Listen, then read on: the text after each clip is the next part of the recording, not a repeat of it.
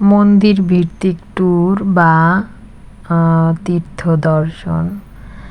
তো বিএম কলেজের বিদ্যার্থী সনাতনী বিদ্যার্থী দিয়ে গিয়েছিলাম ট্যুরে। এটা একটা লং ডে ট্যুর ছিল। লং ডে ট্যুরটা ভালোই কাটিয়েছিলাম। প্রথমে গিয়েছিলাম গোপালগঞ্জ, তারপর হচ্ছে মাদারীপুর, ফরিদপুর। তো অনেক কটা মন্দির দেখলাম। তো প্রথমেই শুরু করা যাক। তো সকাল সকাল, খুবই সকালে বাসটা ছাড়লো, 7টার দিকে। সকাল সকাল বাচ্চা করে চলে যাই। তো প্রথম রওনা দিলাম আমরা গোপালগঞ্জের উচিতে। তো সেই গন্তব্যে পৌঁছেই গেলাম উলুপুর মায়ের মন্দিরে। এই মন্দিরটা আমার কাছে এতটা ভালো লাগে যা বলে বোঝানোর মতো না।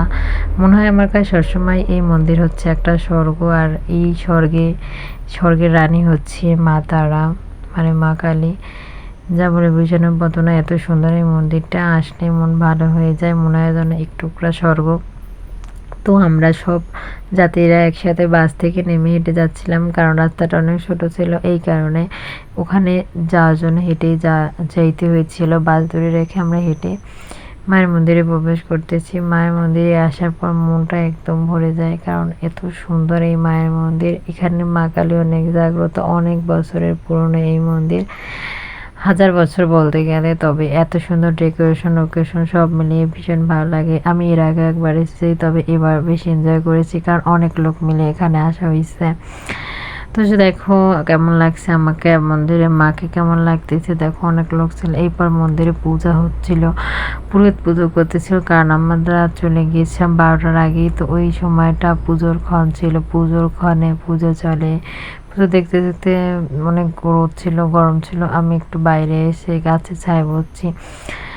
মাঝখানে আমাদের সকালে নাস্তা দিয়েছিল খিচুড়ি আর সয়াবিন, মজাই লেগেছিল। ওটা ভিডিও করি না, যাই হোক ওটা খাওয়া দাওয়া করে আমরা এখানে সবাই মিলে বসেছি একটু ছাওয়াতে, এবং ভিতরে পুজো হচ্ছিল, অনেকে পুজোর কাজ করতেছে। আর যার যার মতন সে ছবি তুলছে। তো আমি সেরকম একা একা বসে নিজের ছবি তুলতেছিলাম, কারণ আমার তো ছবি তোলার লোক ছিল না। অনেকের কাছ থেকে 2-1 জন তুলে দিচ্ছিল। তো সব মিলিয়ে ভালো এনজয় করেছি।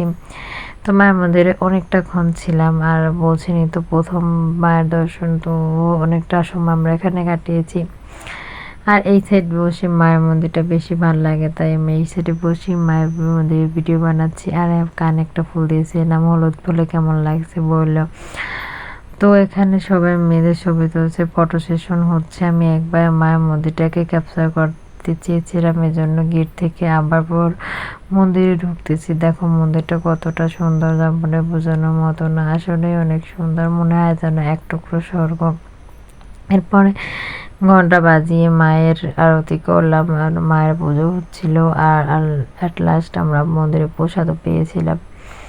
আর পুরোহিত বলতেছিল আপনারা ঠিক টাইমিংয়ে আসছেন, এরপর আসলে প্রসাদ পাইতেন না বা পূজাও পাইতেন না। তো আমরা পূজাও দেখেছি আর এও করেছি। এখানে ছিল মা দুর্গার মন্দির, সাইডে একটা মা দুর্গার মন্দির, এটাও ভালো লেগেছিল।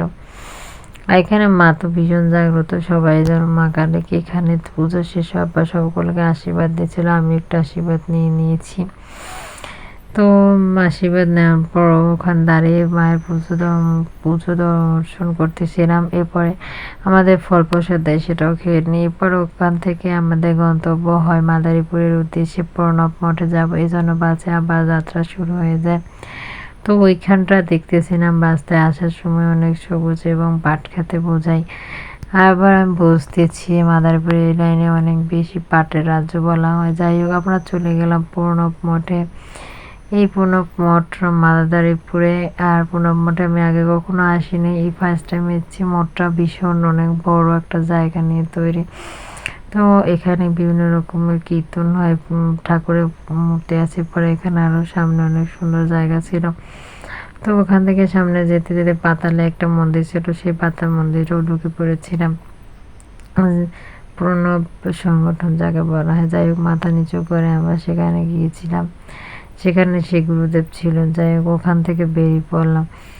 ওখান থেকে বেরোনোর পর আমি আশেপাশে একটু ভিডিও করে নিয়েছিলাম। জায়গাটা অনেক সুন্দর ছিল, তাই ভিডিওতে ভালো লাগতেছিল। আর আমি ঘুরে ঘুরে সব কিছু দেখতে যাচ্ছিলাম। অ্যাকচুয়ালি আমার মন মতন নতুন সুন্দর মনে হয়নি। যাই হোক জায়গাটাও খারাপ না। এরপরে চলে আসি ওখান থেকে, কারণ আমাদের বেশি সময় দেয় না, অল্প সময়ের ভিতর বাস ছেড়ে দেবে এটা বলতেছিলাম। তো আমি ওখান থেকে চলে যাচ্ছিলাম, কারণ বারবার অ্যানাউন্স করতেছিল সবাই বাসে চলে আসো। পিছনে দেখো একটা বট গাছ, এটা 1000 বছরের পুরনো একটা বট গাছের মানুষে তা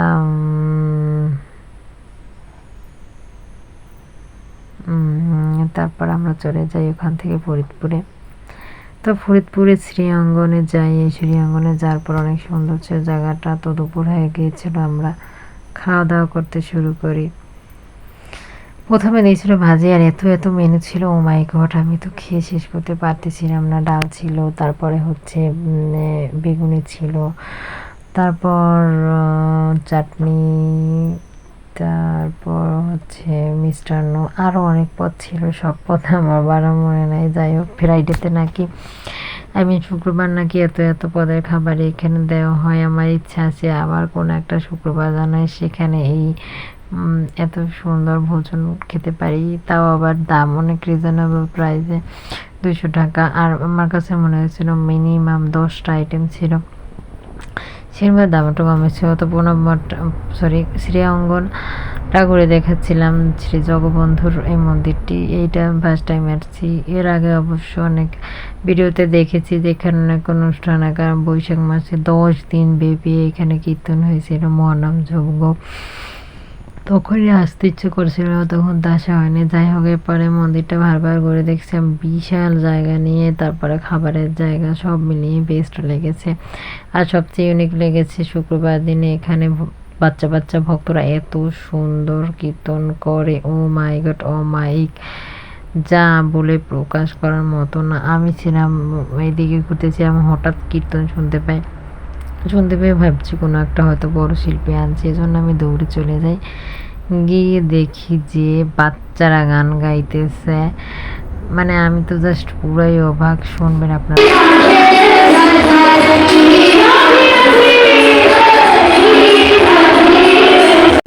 তো বিকেল হয়ে যায়, তারপর আশেপাশটাকে আবার একটু ঘুরে দেখেছি। দেখার পর ওই গেট দিয়ে আমাদের সময় প্রায় শেষ, আমরা এখান থেকে বেরিয়ে পড়লাম। বেরিয়ে একটু সামনে যাওয়ার পর একটা মন্দির ছিল, এই মন্দিরটা নন্দালয়টা আরও বেশি সুন্দর ছিল। মন্দিরটা এত সুন্দর, এটা ছিল মহাদেবের একটা মন্দির, আমি তো জাস্ট অবাক। দেখুন কত সুন্দর লাগতেছে মন্দিরটা। এই মন্দিরটা দাঁড়িয়ে ছবি ভিডিও করে নিয়েছিলাম, মানে যা বলে প্রকাশ করার মতো না, এতটা সুন্দর। এরপর ওখান থেকে সামনেই ছিল নন্দালয়ের, মানে ইস্কন মন্দিরের মতনই একটা মন্দির, এত সুন্দর, একদম অষ্টসখী নিয়ে রাধাকৃষ্ণ, মানে যা বলে প্রকাশ করার মতো না। এখানে মন্দিরটা নাসিম